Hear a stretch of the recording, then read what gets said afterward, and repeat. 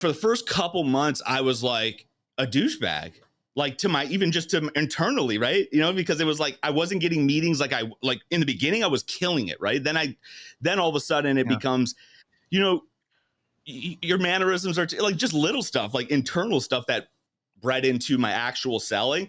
So it was like I had to stop being business Mike, right? So it was like, go back to you. People liked you versus this cookie cutter version of a salesperson, so to speak, right? So I guess internally that battle was definitely a rough one. But I remember the cold call or the meeting that I set that actually made me flip a switch, if you want to know, but made me flip a switch. And again, I blocked that. So I remember, I knew my stuff. I was I fell in love with shipping. I fell in love with the process of like how it impacts companies, right? So I knew my stuff.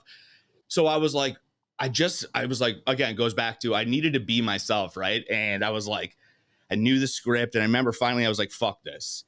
I am done being some cookie cutter sales business person of what these people think a business person is supposed to be. I called the CEO of a company, and I remember I opened it up with, I don't know his name, but we'll just say, hey, Jim. I was like, hey, what's up, Jim? It's Mike. I said, dude, yeah, what's up, dude? It's Mike. And it literally, that call, just that little line broke some barrier for me. And it was like, he looked at me as like a friend or was like very disarmed. And I ended up getting that meeting. And I know this sounds small, but it was like right after that, I was like, dude, this is who I am. I'm calling people dude.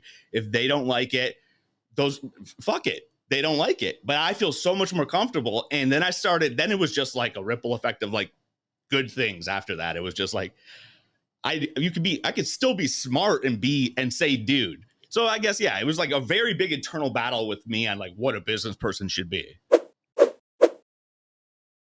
One of the things we talked about is was one of your first sales jobs going door to door? What were you selling? Yeah, so logistics. Prior to, I wasn't door to door, but prior to like, I guess my first job was recruiting, but that lasted 2 months and I said, screw that, but we can get into that later. But my first actual like real job career was with Worldwide Express. Shout out to them. They're amazing, especially at sales training. But yeah, we were going business to business and they were savages, man. Like I think about it today and I kind of like, and I'm just like, holy shit. Like we were waiting for like, if there wasn't like a gatekeeper, like a secretary, it was, you better walk through the front door, walk behind the desk, go to the biggest office in the back, which we thought, it means executive, and get the meeting. Yeah. And believe it or not, dude, it was, luckily, I want to say is like, I don't think anyone's naturally born at, with natural talent, like sales wise, but I do think you're born with, it's a little bit easier to do dumb shit like that, or not dumb, but like more or less like a little less fearful. And me, my stupidity, I feel like, or my being naive played a really big role, because I'd walk in there and it's like, whatever, it's no big deal. And I just walk in, doesn't matter how big, but yeah, it taught me so much though. I'm happy I was able to even just experience that type of selling, because do that enough and nothing could scare you. Yeah. Let me ask you this, but when you signed up and you accepted that job, did you know that you would 100%. Be going door to door like in that you did? Okay. Hear me out. So it was in today's world, people would be like, oh my God, the interview process is way too long. I could never do that. But it was intense, right? They made sure that we knew what we were doing. So I actually, who ended up being a huge mentor, but my first manager, went on a field ride, right? So we went on a couple meetings and then we went door to door. They obviously don't take you for like a whole 8 hours, but you knew what you were getting into. And I remember sitting in the, kind of wrapping up the day, and he was letting me do cold calls. So I was like, hey, all I got to do is say, my name's Mike Neme with Worldwide Express. I'm here to see the owner. Let's go. So I just started doing it myself with him. And we get in the car and I was like, so let me hear this straight, man. I was like, obviously I don't know much about anything shipping wise, but you make six figures. He was a year younger than me, right? So like 24, I was 25, or wait, no, I was 24, he was 25. And I was like, you make six figures and, all I got to do is do that. Go to businesses, ask for orders, and save them money on shipping. He goes, well, I mean, yeah, pretty much. I was like, sign me up. The rest is history. So, what was the hardest part in that sales job when you think about the first like 3 to 6 months? What was the hardest part for you? Probably internal politics. Oh, I really? know that Okay. that sounds so crazy, but we don't to keep it on to keep it on sales. And I spent like 5 years at the company, so great company. But I would say, dude, the hardest part was for me. It was in the beginning. I was always, I got really businessy, right? So all of a sudden, because we're always in suits and stuff like that. And I was like, you Mm, know what? Fuck it. We could talk kind of like internal politics. So it was like, I'm a goofy guy, right? But it was more or less like, so that kind of played into effect in my head. Cause like I started getting in my head. I was like, I got to be business Mike now, couple of people drop, he's goofy. And then all of a sudden I'm like, I got to switch my entire being. So it was, for the first couple months, I was like a douchebag, like to my, even just to internally, right? Because it was like, I wasn't getting meetings. Like in the beginning, I was killing it. Right. Then all of a sudden it yeah. becomes, you know, your mannerisms are like just little stuff, like internal stuff that bred into my actual selling. So it was like, I had to stop being business Mike. Right. So it was like, go back to you. People liked you versus this cookie cutter version of a salesperson, so to speak. Right. So I guess internally that battle was definitely a rough one. But I remember the cold call or the meeting that I set that actually made me flip a switch, if you want to know, but made me flip a switch. And Yeah. again, I blocked that. So I remember, I was always, I knew my stuff. I was I fell in love with shipping. I fell in love with the process of like how it impacts companies. Right. So I knew my stuff. So I was like, again, it goes back to, I needed to be myself. Right. And I was like, I knew the script. And I remember finally I was like, fuck this. I am done being some cookie cutter business person of what these people think a business person is supposed to be. I called the CEO of a company. And I remember I opened it up with, I don't know his name, but we'll just say, hey, Jim. I was like, hey, what's up, Jim? It's Mike. I said, dude, yeah, what's up, dude? It's Mike. And it literally, that call, just that little line broke some barrier for me. And it was like, he looked at me as like a friend or was like very disarmed. And I ended up getting that meeting. And I know this sounds small, but it was like right after that, I was like, dude, this is who I am. I'm calling people, dude. If they don't like it, fuck it. They don't like it. But I feel so much more comfortable. And then then it was just like a ripple effect of like good things after that. It was just like, I could still be smart and say, dude. So I guess, yeah, it was like a very big internal battle with me on like what a business person should be. I love that you unpack that because, and I want to spend some time on this because I hear a lot of sales professionals struggle with this, man. You know, Yeah. I have kind of, because I started out in B2B or B2C sales, excuse me, and went into B2B. And my first kind of experience with that was selling to small business owners. And I was selling like, agency, kind of services. And I did feel a need to be real prim and proper. You know what I mean? Where I wouldn't say dude or man or hey, what's up? Stuff like that. What advice do you have for a rep that is maybe going through a journey like you went through? What helped you just I know that you shared the story about it, but what was kind of keeping you from doing that? What were you scared of that was going to happen? Well, a couple things. Like one, what I was scared of was, I get into this like first real role, right? And I see these I they weren't the people that were saying this weren't even the like real successful people, right? So I was letting these people. I'll get later into it, like how I like sticking on this. It was more fear of like my peers, or again, it's so crazy because it's like I always it's weird is I have a mentality of like, I don't give a fuck if you like me or not, right? Like I just don't. And then, Mhm. but I guess I do, right? To some degree. I think we all do. I think we're lying to ourselves, or at least I guess I'm talking for myself. I'm lying to myself if I say it to some degree, I don't care. So that was like a big fear for me. I was like, man, maybe I am doing everything wrong. Maybe I'm not sick. Maybe this is who I have to be if I want to make 6 figures, be successful, make more money. And then really that was the biggest fear. And then outside of that cold call, I'm very observant, right? My entire life, I've had a goal of, it sounds silly, but I remember even being like 5 years old, my mom said something to me where it was like, I've always wanted to meet like 2 new people a day, like whether that was a 15-second conversation or a 50-minute conversation. And people that are outside of like who I am, way different than me.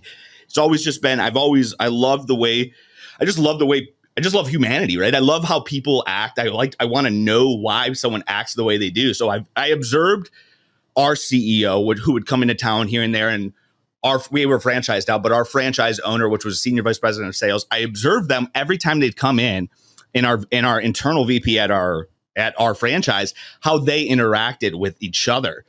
And they were dropping dude shit, and then that's kind of where in my head, I was just like, I'm setting meetings with these people, they want me to set meetings with executives like them. I'm just going to use the same lingo, right? It doesn't, the fear of like people, like if you know your stuff, who cares, right? It's like, and then you sound like, I don't know, you just sound less salesy. So the biggest fear though was being different. Can I be different and be successful? And what turned out, like, I mean, every story you probably hear, more successful than what the people that were telling me not to be the way I was trying to be. So it worked out, I guess. Yeah, it definitely worked out for you. I mean, it has worked out for you. The interesting thing to think about though is by being different, it was just being yourself. You know what I mean? And it's like being yourself makes you different. It's kind of a weird thing to think about because you're the only one that can be yourself, but it's interesting that being yourself is the thing that makes you stand out in sales. Isn't that weird? That's kind of crazy. You just said that. Like, it's like, I've never like, I think I have. I mean, no, I don't know. That's so, it's like you didn't drop like crazy knowledge just now, but you did. Like, I'm just like, wait a second. That actually does make sense. Like everybody in a general, right? You are different. It's like, I think there was a Dr. Seuss quote on it. It's like, you are different than whatever. I don't know the quote, but yeah, you're 100% right. I think that, and especially to these days, not to go on a rant, but the word authentic is almost played out, I think. And it's like, I think that today's different is just I think more people think of different as trying to be different just for the sake of being different, right? Or let's be different. Like we see people, like some of the people are like posting TikTok dances. Hey, do you is what my thought is, right? Be you. But I don't want people that are struggling. I get worried that the younger generation coming up thinks that's being authentic, right? If that's you, do it. Yeah. But it's not. So it is kind of crazy that you said that. You just being yourself is different regardless. Yeah, it's such a simple thing, but there is fear, like you said, in embracing yourself, because I think a part of what might be going on with people, especially when I'm prospecting or selling, is that if I get rejected being myself, am I going to take that personally? Because I just tried to be myself and I wasn't that before, and that didn't get met very well. So am I bad? People kind of go to that place, I think. I don't know. What do you think? 100%. But so that's a big one, man. And I'm not a therapist. I do go to therapy. I called it when I started doing. I called it my life coach. But not to get into that. But I think that it's like with anything in life, right? You go through a breakup. Your first thing is to go to you, right? Is this me? It's my fault. It's my fault. And I think self-awareness is good, right? Because again, breakup, reject, like sales, you are good, right? I think that if it's a sales related thing on a cold call, you got to learn to just you just got to brush that off. But it does sting a little bit, but you got to be good with yourself beforehand, right? I think it's like, I don't know. It's a mind game. Sales is a mind game, and it's easy for me to sit here and say, just brush it off, but it sucks, right? Any kind of rejection. I know I say, hey, brush it off. It's not a big deal, but being told no for 8 hours straight sometimes is not fun, and that could like mess with your mind. I think though, if working on yourself, and not to sound like some hippie, but internally, and just knowing that like, knowing your own worth is a good thing. And realizing your mistakes though too. So it's like I use the example as like you go through a breakup, right? Two sides to every story. You don't want to be like, I'm the shit. It was all that person's fault. You want to know what you did so you can grow, but you got to also be aware that, hey, I'm good. This doesn't make me less of a person. This doesn't make me anything different. I'm still good. That's the strength you need, I think, at a smaller scale for sales. Yeah. Dude, there's so much that you just dropped there, man, that I think is big. I'm a big proponent of therapy too, and I go to therapy and being grounded in yourself. This is most of the training and work that I do with companies. A large part of what I talk about is call reluctance. And when you really get down to the root of it, people are not really comfortable and grounded in themselves and feel like if this person says no to me, I'm not a piece of shit. You know, like I'm just doing my job, you know, you know, class. There needs to be you're so right. Like there needs to be a class of just going out and getting rejected.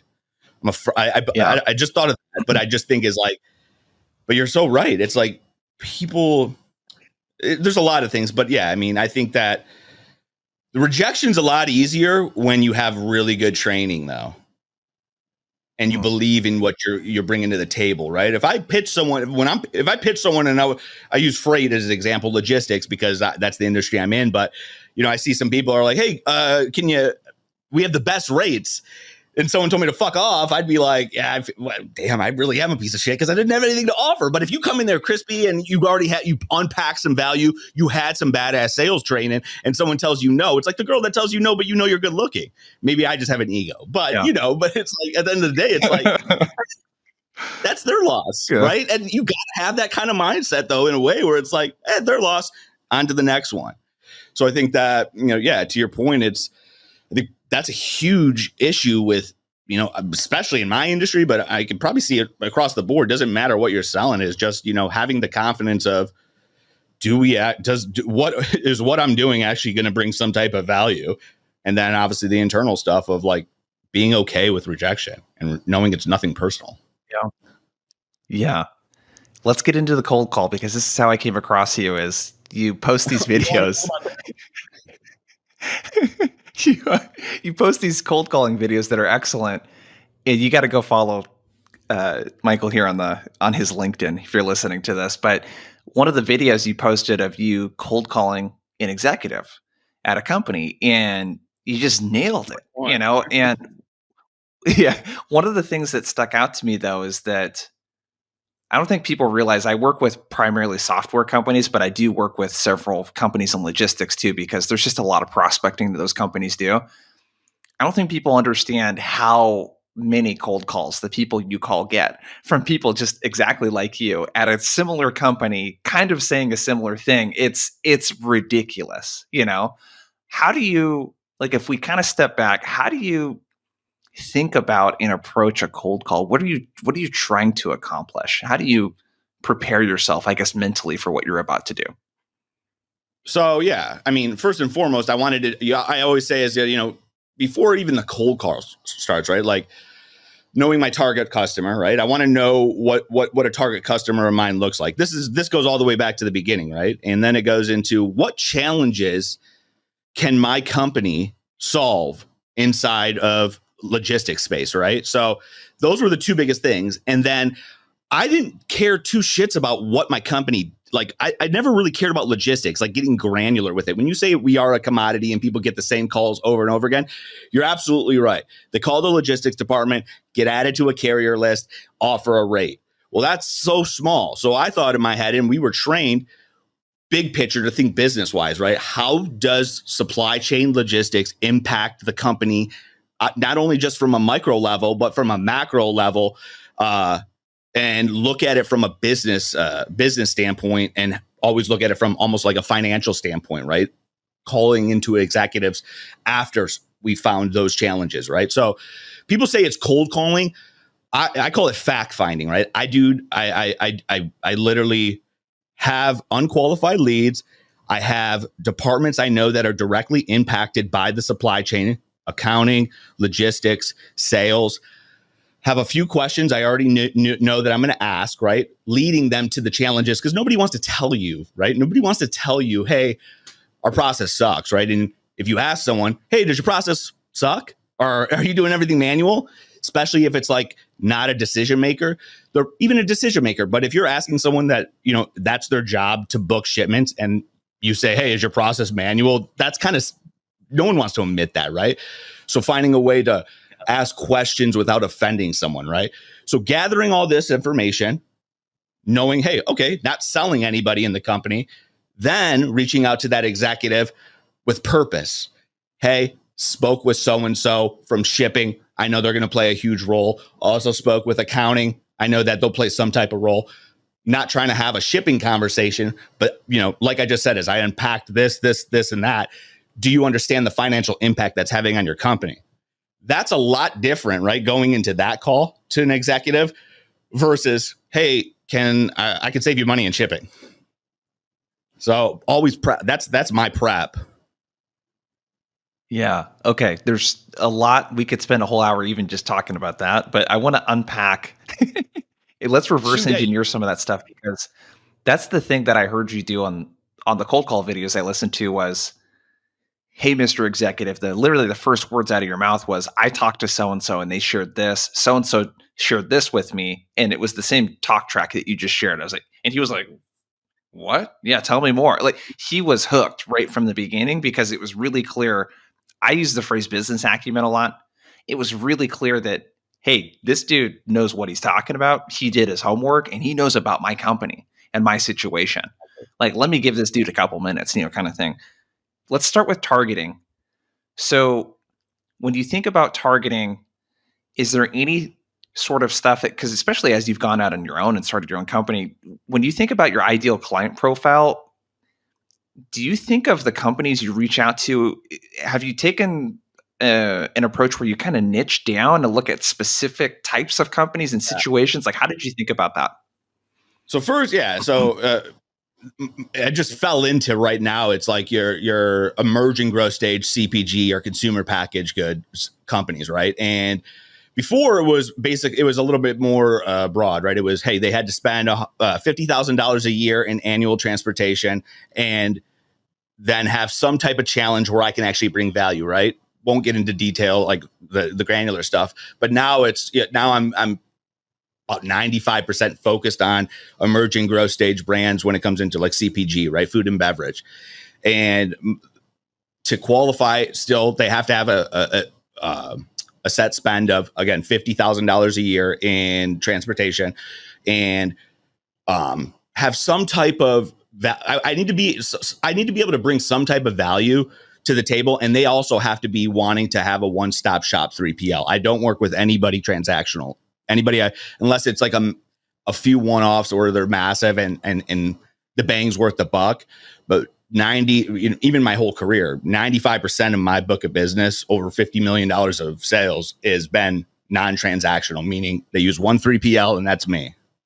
So that's bucket. But yeah, merging growth stage CPG brands, $50,000 in transportation spend minimum.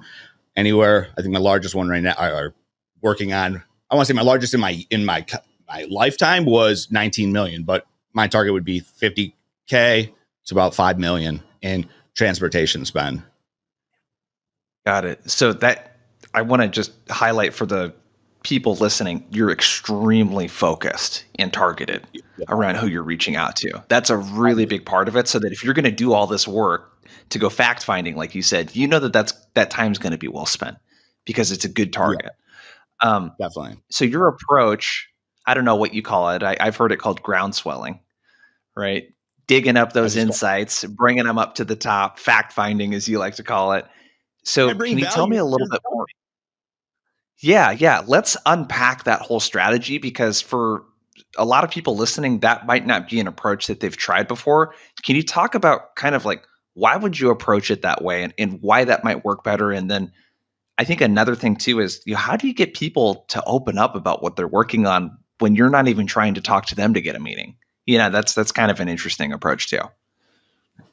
Right. So, all right. I'll try to keep this more concise, but So it goes back into knowing the challenges that are before anything, before any call, before anything. I know the challenges that, again, companies have that I can solve, right, through multiple departments, right. So at a micro level, I call accounting because it's finance, invoicing. I know I can help those challenges. So, for instance, a lot of times companies that you from the back end side of things, right, from accounting, they'll be getting invoiced by multiple vendors, right? By multiple logistics companies, carriers, and they'll get those invoices coming in all sorts of ways, electronic, consolidated, postal service. And that's an issue, right? Especially when when you go a little deeper and that accounting person more times than not has to, at very minimum, match up what the shipping department was quoted versus what they were billed. And when those don't match up, it becomes a huge issue, right? They end up more times than not, they end up eating it just as a cost of doing business because, again, nothing's consolidated. Everything's all over the map. I can solve that with consolidated invoicing, tailored reports on how they break down their invoices. So that's why I'm going to call accounting, because if I can get that uncovered, bingo, that's something that, I bring that to an executive, like say a CFO, and say, hey, I spoke with your controller. She says she's doing everything manually. When it comes into, the checks and balances from what you guys were quoted to what you guys were actually, to what you guys actually paid. She said a lot of times you guys are just eating the extra cost as a part of doing business just because it's taken too much time to correlate with your shipping department and accounting. Do you understand the financial impact that's having on your company? I have a solution that can fix that. So then it's like, yes, I'm still in shipping, right? So that's why I'm calling accounting. I know that they're impacted by the supply chain, not from a shipping standpoint, but again, I could still solve that challenge. So I love the context that you're giving too, because it helps for other people selling other stuff. It kind of helps them see the connection there. So when you say I know their challenges before I call them, you're saying, correct me if I'm wrong, I broadly know, because I've done this so many times, that they probably have this challenge. Like it's probably one or two of these things. Yeah. Exactly. So it's like my thought is, I just said is the reason why I call is because, again, they might not. They might say, hey, no, Mike, we actually work with one 3PL. It's consolidated. Okay, cool. Boom, hang up. Now it's not. Now I know. Why waste my time on this account? I'll still do a little bit more digging, maybe in shipping. But again, I just know in my head they could possibly have that challenge. Let's see if we can pull that pain out. And it's just asking questions in a way you say, how do I get people to open up? That's something I don't even know, man. Like I've always had some type of, I guess if I look back on it, I've just been able to open people up. That sounded really weird, but yeah. I've just been able to get people to open up a lot more my entire life. So it's just a really hard, it's hard for me to tell anybody how to do that, but I think corny, be yourself. I don't know, but just, if you have some experience, if you don't, I don't know, it's just talking to anybody. I look at it as just talking to anybody, asking a couple questions and just being very direct. Like, don't get salesy too. Yeah. So a lot of people are afraid of, even in my beginning of my career, I'd always be like beat around the bush. Like I didn't want them to know I was a salesperson. I was like, oh my God, I don't want them. Like I was like ashamed of being a salesperson. And now it's more or less like, hey, no, I'm a salesperson. I just want to ask a couple questions. Yeah. Well, let's unpack just the logistics then. So in accounting, do you just cold call straight into the accounting department and just ask for someone to talk to? And like, what is the ask? So, yeah. There's a couple different things. Now, like back in the day, you had to do a little bit more. It was a little harder. Right now, you got Zoom info, Seamless AI. Shout out to Ryan if you need Seamless AI. Humble plug. But no. But yeah, there's a couple different ways to go about it, right? So if anybody's listening and wondering how, let's just say old school, right? You because even with those Seamless AI and all that, I find myself you can spend so much time just going through all these, who's the right person to call, who's this, just call, right? So I could call into the main line, and all I say is I don't say anything besides, hey, can you transfer me over to accounts payable? And shut up. Less is more. Yeah. Believe coming from me, and you don't even really know me, but coming from me, that's probably a little funny because I talk my ass off. But it's like less is more, and I just call, ask for accounting, and that's kind of it.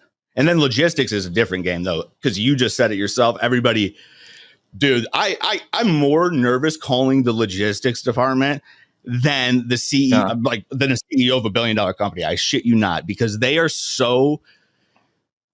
they are like the hottest girl on. It's like being them would be like the hottest girl on IG, and everyone's just blowing you up in your DMs. It's like, stop, right? Yeah. So What do you ask the accounts payable person? So the accounts payable person picks up and they say, "Hello, what's the ask? What do you say to them to like get them to open up?" Hey, what's going on? My name is Mike. I'm with Global Trans. I just had a couple quick questions. I know you don't deal with the shipping, but from an accounting standpoint, do you actually are you the one who actually pays your guys' freight invoices? You just get straight to it. So you just start asking some of the more tactical questions and all that stuff. Yeah, I'm switching. Yeah, because like in my head now, though, if like I don't want them to spin me to shipping, right? Because eventually they're going to say, "What's this call for?" It might get a little into that. It's like once I say shipping, I got to find a way. I have to position it in a way to make it seem to make it pertain to what they do, right? I look at as the logistics department looks at shipping, like shipments. Well, accounting department looks at shipments as bills, right? How many freight bills, logistics bills, transportation bills. So I want to tailor it towards, where their head and where their brain is going to go, right? So they know what I'm talking about, and two, they don't, they don't spin me off to the logistics department. Yeah. So when people ask you who you are and why you're calling, do you tell them that you plan on calling their boss? No, I mean, why would I do that? Like, I mean, it just depends on the vibe, but I mean, again, less is more. Yeah. Like, I'm not doing anything wrong, right? It's like at the end of the day, a lot of times, if someone called, like, let me ask you, if you were working, like, would you be really mad? It doesn't get them fired; it's helping them out, right? So it's like, why would if I was to call your boss and was able to sell a deal and it worked out, and your department actually ended up getting benefited from whatever I was selling, you'd probably be happy, right? No, definitely. Yeah, definitely. So, I'm just curious on how you do it, man. Yeah, because I think these little details are important. Yeah.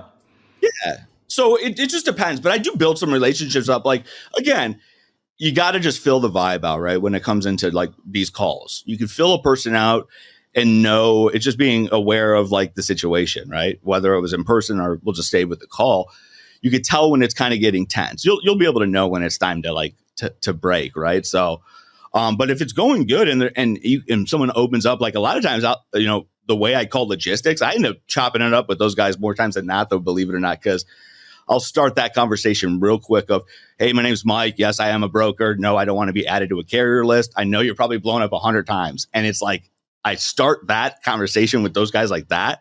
And it's more times than not, they laugh. And it's like, okay, yeah, this guy's aware. Don't want to sell them on anything. And a lot of times they know all the information, right? But they never give it out because they don't want to deal with, the 99% of the people that are like, let me be on a carrier list. Let me give you a rate. Let me give you a rate. And I'm just calling in to chop it up with them. So talking like that, yeah, those guys, like, I mean, a lot of them actually want to make changes of what I'm bringing to the table.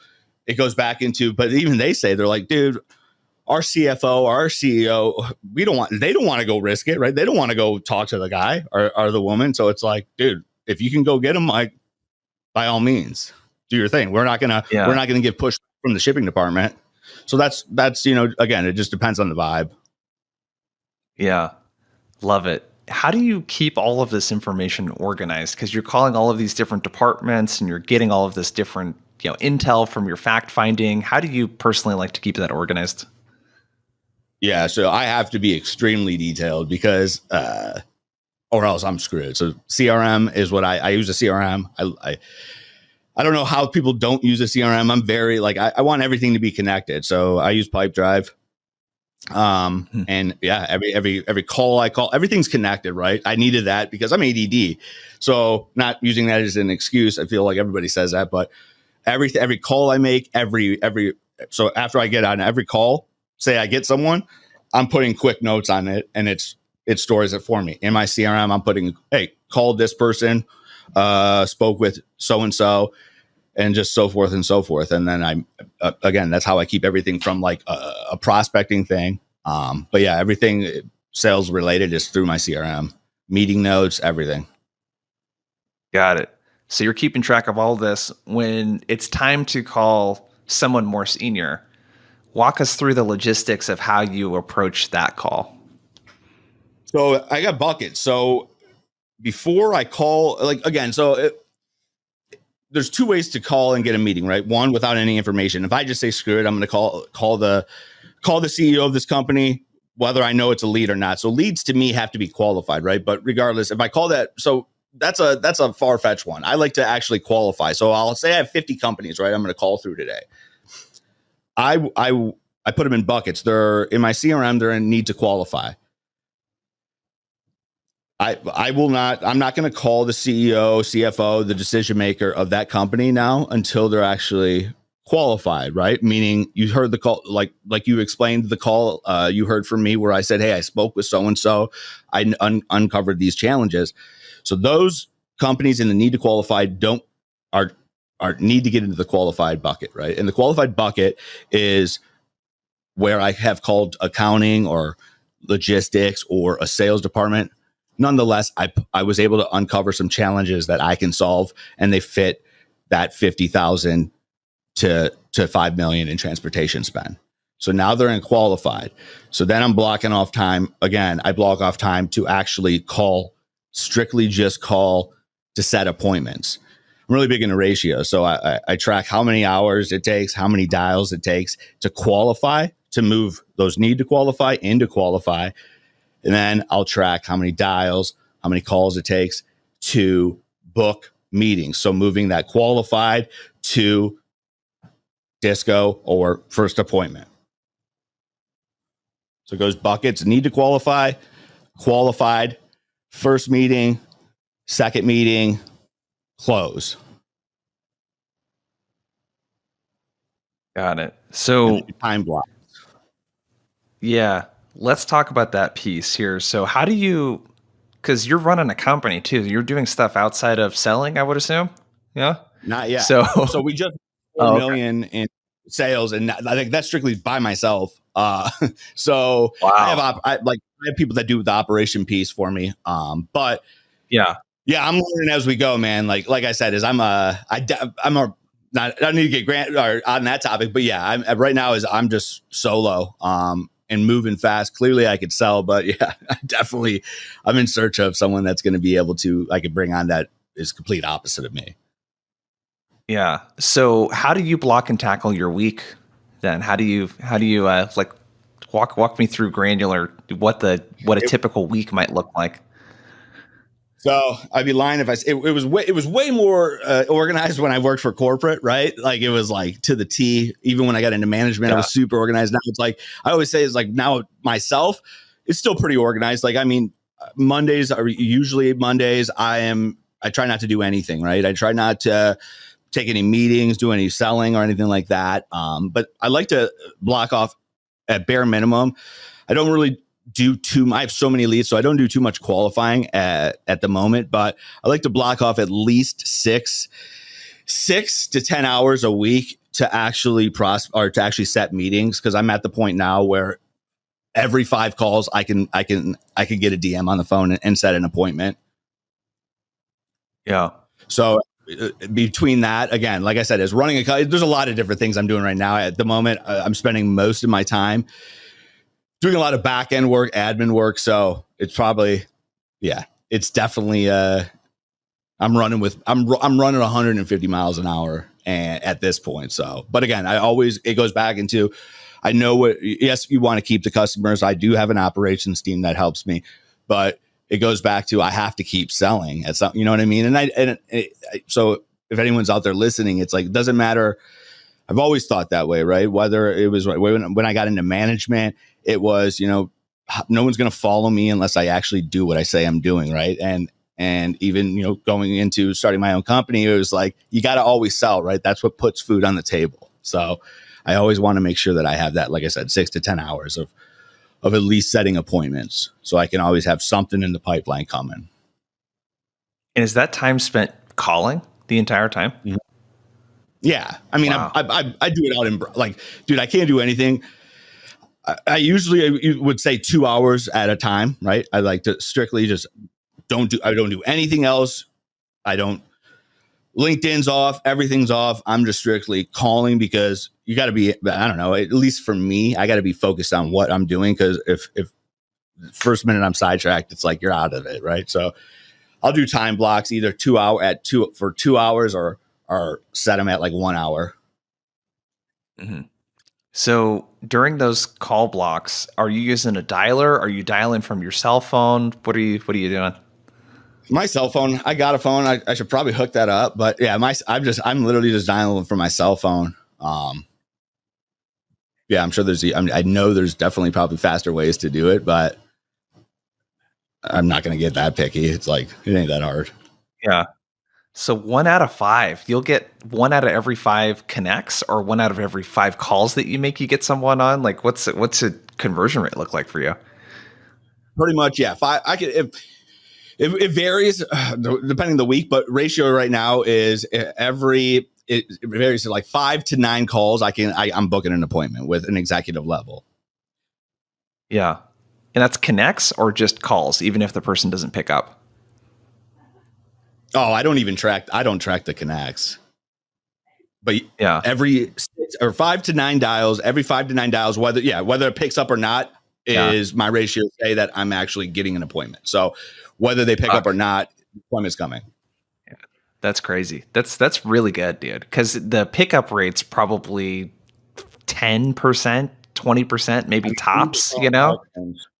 I'm not calling. I'm usually directly calling cell phones. But I mean, again, maybe that's something I should track. I don't know. But like, yeah, people usually pick up. So how do you conduct the cold call to the decision maker? How does that usually work? Pardon me? What do you mean by that? How do you, when you get the executive on the phone, what does that cold call sound like? Like, how do you kind of compartmentalize the call? What do you open with? All that kind of stuff. Yeah, I mean, basically a CPG company, if it's someone I work with, it would be like, hey, Jim, it's Mike with Global Trans. I'm sure you heard the name. Reason for the call was, though, I work with I1 Organics, similar to your company. I handle all their logistics, but I had actually a good conversation while I was, last week speaking with Jim, who your shipping manager. He was telling me right now that you guys are actually utilizing a mixture of different logistics vendors, and it's taken them a ton of time to go out for every single order you guys do. I was curious. Do you know the financial impact that's having by diluting your buying power using a mixture of different vendors? And what will a prospect respond with? What will they say usually?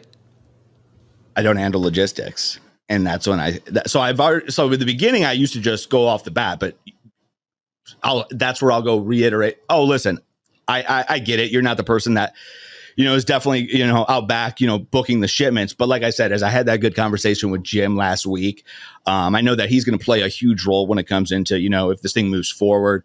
From the day-to-day stuff, he's going to be my guy that's going to, spearhead this thing. But what I'm just looking to do is, you're the CEO of the company. This is financially impacting your company. I'm able to maximize your buying power, definitely save you some money. I know he called you out of the blue, but again, can we get a set call next week, Tuesday at 10 o'clock, and then just shut up? So I just acknowledged that he's not the shipping person. I understand that.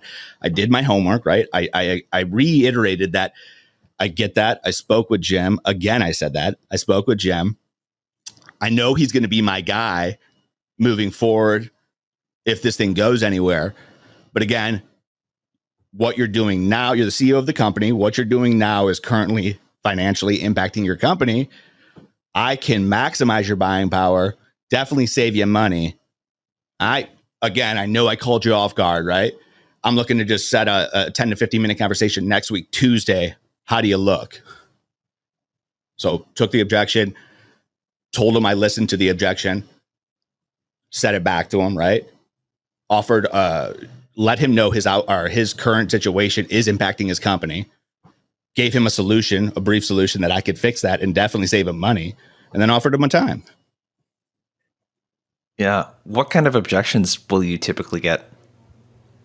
That's the biggest one. As soon it's like crazy. It's like as soon as I say anything logistics, supply chain, don't Yeah. handle it. Don't handle like that's the Yeah. biggest thing. So I just learned I'm already prepared for that. That's why from when I started to now is why you'll hear me already throw out the I've already talked to this person, because sometimes that just takes away the objection, right? I like to say take away the objection before they give it to you, but they're still going to give it to you, right? It's like a lot of times people don't really are they listening, right? Or is it just like, nah, I don't. They heard logistics and just tuned it off and said, I don't handle that. So that's why, again, I'll say, like I said, I already had that conversation. Yeah. But that's the biggest objection.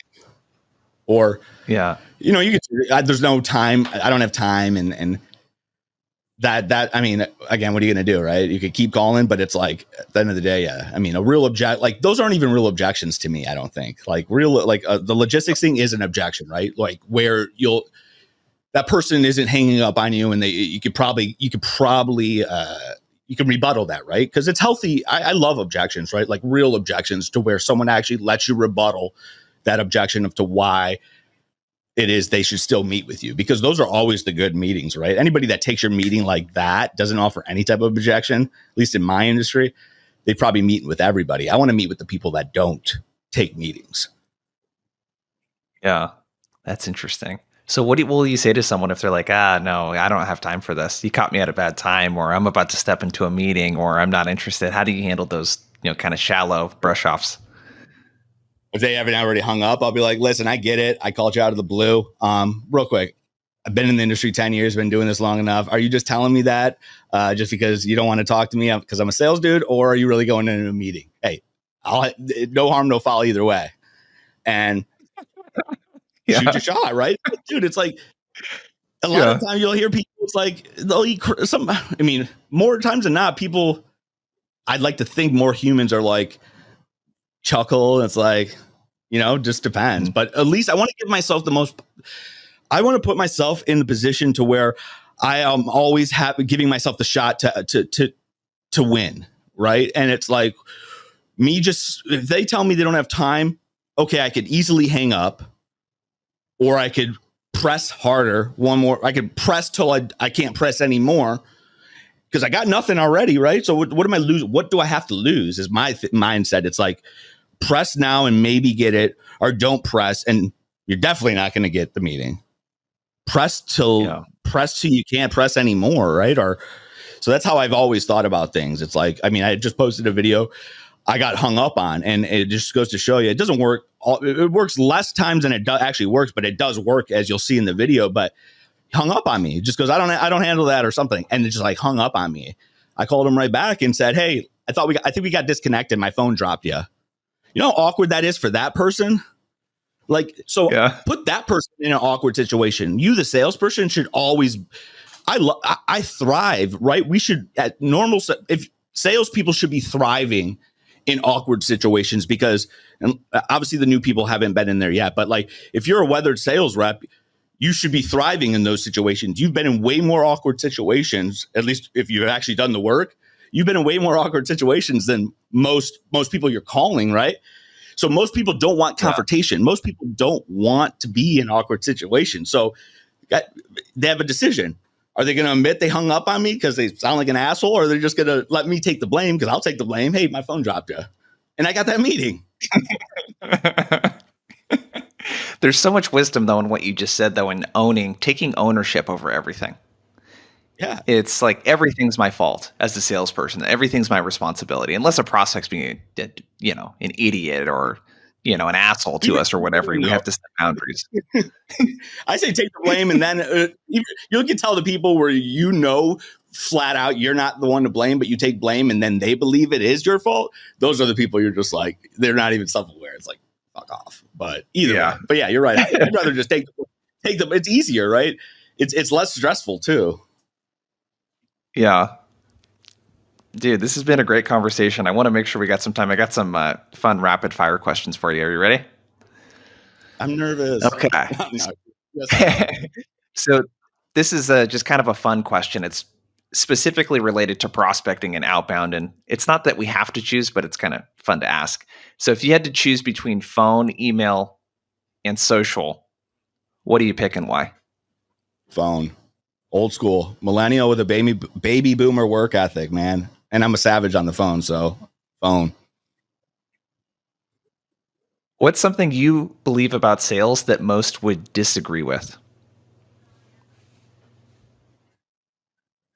Cold calling is, in fact, alive and thriving. So many people saying cold calling dead. It's insane. God, they're broke, or they're not, or they shouldn't be in sales. But either way, sorry, it's rapid fire. Keep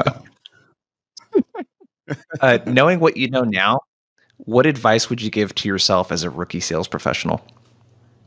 Don't take all right, high hopes, low expectations. Oh, I love that, dude. This has been great, man. It's been great jamming with you. I'm, like I said, big fan of your content and the stuff you post on LinkedIn, and I recommend everyone else follow you. But where can people go to check you out? Is LinkedIn the best place to do that? I mean, where can people go to connect with you? LinkedIn or my Twitter. Follow me on Twitter. I got like 38 followers, and my parody account that they have more than me. So follow me at Midwest Mike 87. Instagram, if you want to get a little bit personal, know me on a personal level, it's Midwest Mike 87. Facebook, I barely go on, but you can see some really embarrassing photos of me back in college. Just Michael Francis Neme. But yeah, social would be my biggest one. Or YouTube too. Midwest Mike. I'm starting my YouTube. We got 2 dudes, no script, with me and my boy Colin. That drops every Saturday, a new video. There's literally what it says.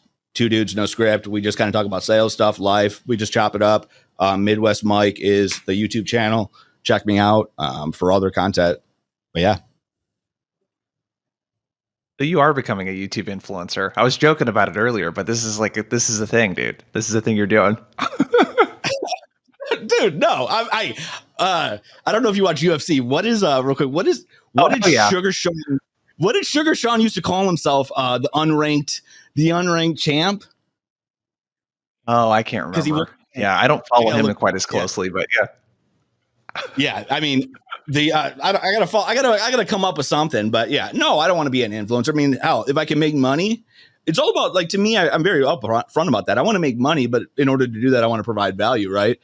But influencing, dude, I mean, I'm a nobody, I say is, right? I'm just a dude that wants to pay it forward. Yes, I want to make money, but if I so happen to become get a massive following, that's awesome. But again, it would go back to my personal beliefs of never forgetting what got you here. Got that tattooed on me, by the way, and real is rare, just to throw those 10 bits up. But follow me.